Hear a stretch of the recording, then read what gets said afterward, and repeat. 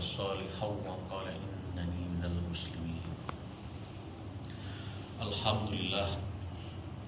Alhamdulillah hadirin jamaah salat maghrib yang dirahmati Allah SWT. Sesungguhnya Allah SWT ini menciptakan 3 rongga dalam tubuh manusia. Allah SWT menciptakan rongga yang paling bawah, yaitu perut kita. Dan Allah SWT ciptakan rongga yang tengah di dada kita, dalam dada kita, yaitu hati. Dan Allah SWT menciptakan rongga yang paling atas, namanya otak. Maka ketiga rongga ini semuanya ini butuh makanan, butuh isinya. Kalau tidak diisi salah satu rongga yang ada pada diri kita ini, maka akan terjadi masalah-masalah. Bahkan masalah-masalah besar di dunia ini, kerusakan-kerusakan yang terjadi di dunia ini berawal dari 3 rongga ini. Karena isinya yang tidak beres, bisa tidak ada isinya, bisa isinya yang tidak beres. Allah SWT ciptakan otak. Otak ini butuh digunakan untuk mikir. Maka di dalam Al-Quran Allah SWT menceritakan bahwasanya kebanyakan manusia yang kebanyakan neraka jahanam ini, walaqad dzara'na li jahannama katsiran minal jinni wal insi lahum qulubun la yafqahuna biha. Itu diantaranya walahum a'yunun la yubsiruna biha walahum adhanun la yafqahuna biha ulaika kal an'am bal hum adall. Jadi orang yang masuk kebanyakan di neraka ini karena mereka punya hati tapi tidak digunakan untuk memahami ayat-ayat Allah. Mereka punya mata tapi tidak digunakan untuk melihat kebesaran Allah. Mereka punya telinga tapi tidak digunakan untuk mendengarkan ayat-ayat Allah. Ini berawal dari pikirannya. Kalau pemikirannya sehat, maka dia akan memahami, akan mudah memahami tentang tanda-tanda keagungan Allah. Tapi kalau otaknya sudah tidak sehat, pikirannya hanya dunia-dunia, apalagi konsep pikirannya, sudah semuanya akan rusak. Maka penting berpikir positif. Berpikir positif ini berpikir yang baik. Ini sangat penting. Kita diberikan fikir oleh Allah, maka bagaimana kita gunakan sebagaimana fikirnya Rasulullah dan para sahabat. Apa fikir Rasulullah dan para sahabat?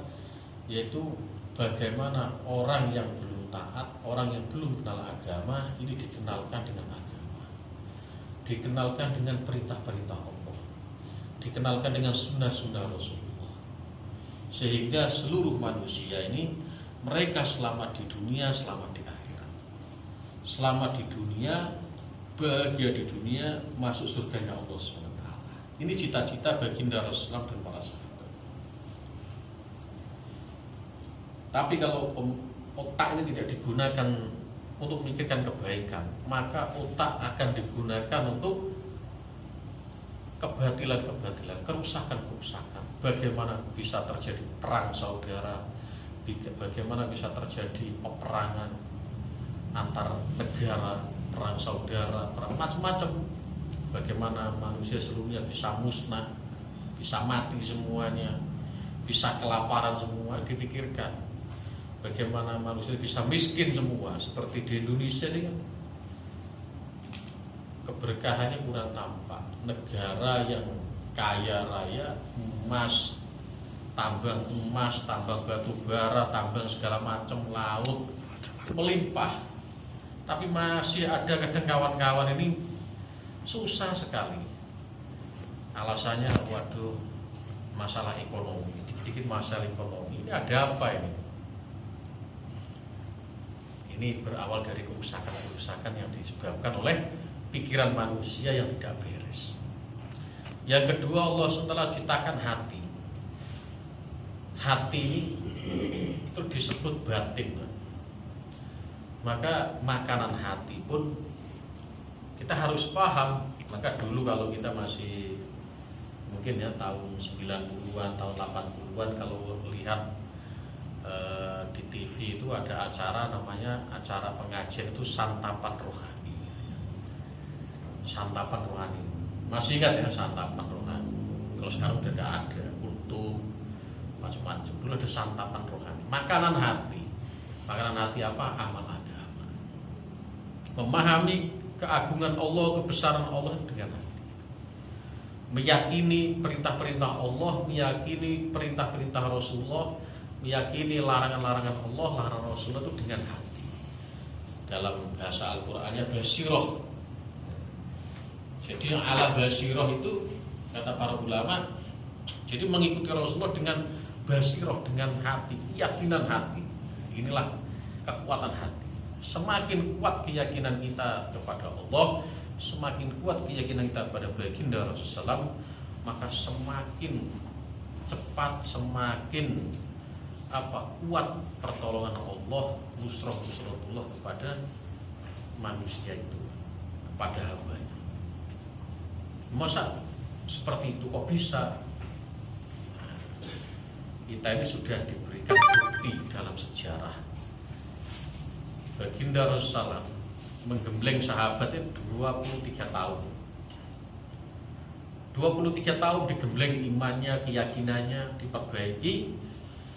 Yang awalnya orang-orang Mekah, para sahabat orang miskin, petani, pedagang, orang yang sering perang dulu itu, paling tidak senang itu kalau punya anak perempuan. Paling tidak senang. Orang-orang Arab jahiliyah itu paling tidak senang kalau punya anak perempuan. Ada yang dikubur hidup-hidup, ada yang langsung dibunuh, ada yang diracun, macam-macam. Paling tidak senang. Melarat, sering perang, paling miskin. Sehingga Romawi, Persia mau jajah Mekah, Medina itu orang-orang Arab itu males. Karena hampir tidak ada yang bisa diambil kebaikan-kebaikannya. Tambang emas pun tidak ada, tambang minyak pun waktu itu belum ada. Tandus gersang. Suku Khosros, suku Aus, ini dua suku yang terkenal sering perang di Medina. Tapi ketika Islam masuk, mereka kenal dengan perintah-perintah Allah, kenal dengan sunnah-sunnah Nabi. Apa yang terjadi? Dalam waktu yang singkat, 2/3 dunia dikuasai. Rom, Persia, kerajaan-kerajaan besar yang hartanya dikumpulkan 1000 tahun. 1000 tahun bangun istana, mengumpulkan emas, berlian, intan, semuanya ini diserahkan kepada sahabat. Memang tidak masuk akal. Ini namanya kata para ulama basiroh, meyakini perintah Allah, meyakini perintah Rasulullah, bahwasanya dalam perintah Allah ini ada kejayaan. Dalam perintah Allah ada kejayaan. Ini sudah tidak bisa diganggu. Wa may yuti'illaha wa rasulahu faqad faza fawzan 'azima. Barang siapa taat pada Allah, taat pada Rasulnya, sungguh dia telah mendapatkan kemenangan yang besar. Tapi hati ini kalau tidak digunakan untuk memahami ayat Allah, meyakini perintah-perintah Allah, ya kacau juga. Karena yakin dengan ciptaan-ciptaan Allah. Kalau tidak yakin dengan perintah-perintah Allah, tidak yakin dengan janji-janji Allah, tidak yakin dengan janji Rasulullah, kita akan yakin dengan janji-janji manusia. Yakin dengan perintah-perintah manusia. Yakin itu terbukti di mana-mana. Disuruh milih sholat, milih tanam kacang. Tanam kacang aja dulu, diselesaikan dulu, nanti sholatnya keri-keri saja. Milih dagang, milih sholat, dagang aja dulu wes. Ini masih belum ada makanan, ini kita cari uang dulu, sholat kari-kari saja. Padahal sahabat itu tidak begitu. Sampai sahabat itu dipuji oleh Allah dalam Al-Quran, diceritakan dalam Al-Quran, rijalul la tulhihim tijaratun wala bai'un an dzikrillahi wa iqamis sholati wa itaiz zakah. Jadi laki-laki yang tidak dilalaikan dari mengingat Allah, dari mendirikan sholat, memberikan zakat. dipuji. Walaupun mereka berdagang jual beli, mereka tetap menjaga perintah-perintah. Ini kunci sebetulnya diterangkan dalam Al-Quran. Ini yang kedua. Yang ketiga, masalah rongga paling bawah. Rongga paling bawah ini perut kita. Maka perut kita itu pun sama. Perut kita ini kata para ulama ibarat kuburan. Sembarang masuk kuburan hewan ya. Mulai kuburannya sapi, kuburannya kambing, kuburannya ikan laut, kuburannya plastik, kuburan waduh macam-macam buah, macam-macam hewan masuk ke perut kita. Maka kalau kita keliru memasukkan atau terlalu banyak ini mengisi atau yang dimakan salah, mudorotnya juga besar, bisa menyebabkan kerusakan-kerusakan yang terjadi di dunia ini. Maka dengan rahmat Allah, dengan usaha dakwah ini kita belajar mengendalikan 3 perkara ini, mengendalikan otak kita, mengendalikan hati kita, mengendalikan perut kita ini. Karena perut ini berkaitan dengan nafsu. Perut berkaitan dengan nafsu. Maka kalau kita bisa mengendalikan, kita belajar dalam usaha dakwah ini meluruskan kesalahpahaman pada diri sendiri dan umat, bahwasanya harta dan diri orang yang beriman ini telah dibeli dengan surga oleh Allah SWT. Kita belajar keluar 3 hari, 40 hari, 4 bulan. Ini belajar semua, latihan membaca tubuh kita, mengendalikan tubuh kita, sehingga setiap gerakan kita, setiap ucapan kita, setiap apa saja yang kita kerjakan, ini bagaimana mendatangkan keridhaan Allah SWT. Insya Allah semua niat ya, niat 4 bulan. Saya niat 4 bulan. Saya niat 4 bulan, insya Allah negeri jauh tahun depan. Minimal kalau akhir tahun ini saya di shop 40 hari menjadi istiqomah. Ya niat 4 bulan dapat pahala niat 4 bulan. Tidak apa-apa walaupun berangkatnya sekarang 40 hari tahun ini. Di shop tahun ini katanya 4 bulan ya, tahun ini 40 hari atau kira-kira 4 bulan jalan kaki terus. Alhamdulillah. Niat sebelum mati Pak, ya. Maksudnya niat kita nanti Masya Allah akan menjadi cahaya, akan menjadi penolong. Niat 2 tahapan amanah, insya Allah amanah kita ini akan menjadi apa? Penyemangat, akan menjadi tabungan dan akan mendoakan yang lain. Amanah berapa saja bisa dititipkan di Pak Guru Wawan. Berapa saja 10.000, 50.000, 100, 1 juta diterima oleh Pak Wawan. Insya Allah tasnya Pak Wawan masih cukup untuk menampung amanah ke kawan-kawan. Ya. Salam ya. Ini yang bisa saya sampaikan. Semoga apa yang kita buat bersama-sama, kita usahakan bersama-sama di sini.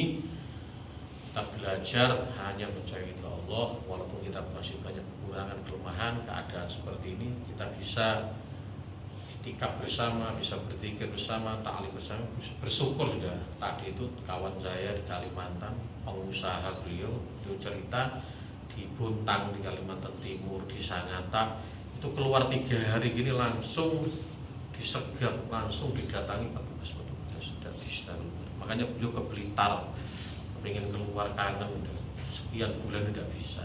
Beliau 2 kali sudah digerebek katanya oleh apa. Dan bisa untung di Banyuwangi ini kita bisa keluar, di mana-mana kawan masih agak mending lah ya. Misal kita bersyukur di sini masih seperti itu. Di Kalimantan seperti itu, sampai beliau keluar aja ke Blitar misalnya. Sekarang di Blitar tadi menurut saya. Baiknya dari Allah, kurangnya dari saya, mohon dijelaskan dan dimaafkan. Subhanallah wa bihamdihi.